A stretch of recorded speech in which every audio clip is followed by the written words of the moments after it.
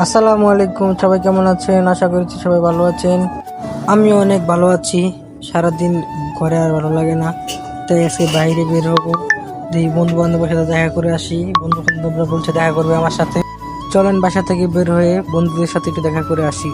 আমি এখন বাসা থেকে বেরিয়ে পড়েছি। এখন হাঁটতে হাঁটতে যাচ্ছি দোকানের দিকে।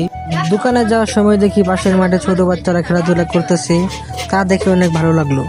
এখন আমি চলে এসেছি ডাক্তার ভাইয়ের দোকানে। এখানে আমি 10 মিনিট বসে গল্প করলাম তার সাথে।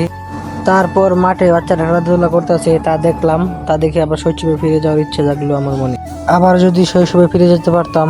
তারপর দেখলাম মাঠের পাশে কৃষ্ণচূড়া ঘাসের ফুলগুলো অনেক সুন্দরভাবে ফুটে রয়েছে, তা দেখতে অনেক সুন্দর লাগতেছে। অনেকক্ষণ দাঁড়িয়ে ছোট বাচ্চাদের খেলা দেখলাম, অনেক ভালো লাগলো আমার। এই যে আমার বন্ধু চলে আসছে, ওকে ভিডিওতে নিলাম। ও শরম পাচ্ছে, এখন নতুন তো, আমি নতুন ব্লগ করি, এই জন্য সে শরম পাচ্ছে। এখন আমার বন্ধু আপনাদেরকে কিছু বলবে। একবারে ভুলে যেও না, মনে রাখো মৃত্যু হলেও বলেছিলে একবার ভালোবাসো আমায়। তুমি না আমার জীবনটা নিতান্তই অসহায়।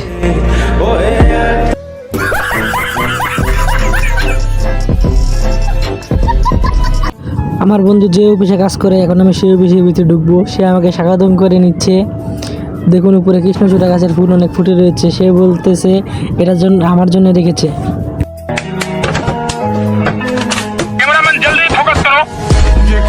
এটা হচ্ছে আমার আরেক বন্ধু ছবি তুলতেছে। সবাই একসাথে হলাম, তারা ছবি তুলতেছে আর আমি ভিডিও করতেছি। তারপর আমিও তাদের সাথে কয়েকটি ছবি তুলে নিলাম। এখন বন্ধুর থেকে বিদায় নিয়ে চলে যাচ্ছি। এখন গুটি গুটি পায়ে হেঁটে চলে যাচ্ছি কলা বাগান। প্রথমে যাব আলামিন ভাইয়ের দোকানে, তারপর যাব এক বন্ধুর সাথে দেখা করতে।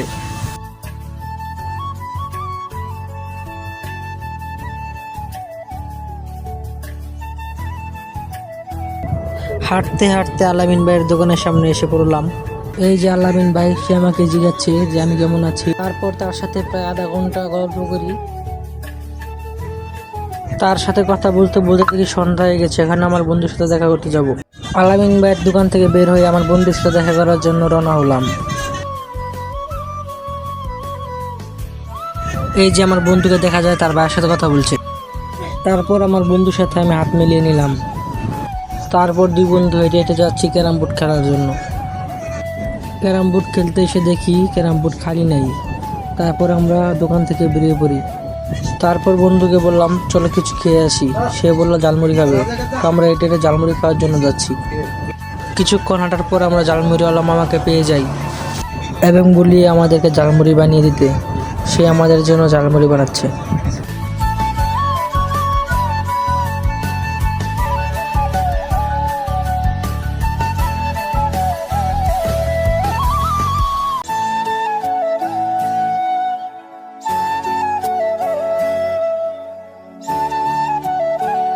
ঝালমুড়ি বানানো শেষ, এখন আমাদেরকে দিয়ে দিচ্ছে। তারপর আমরা দুই বন্ধু মিলে খেয়ে নিলাম। ঝালমুড়িটা সত্যি অনেক মজা ছিল। বাসায় যাওয়ার সময় রাত হয়ে যায়। তারপরে আরেক বন্ধুর সাথে দেখা হয়। সে দেখি বসে মেয়ের সাথে চ্যাটিং করছে।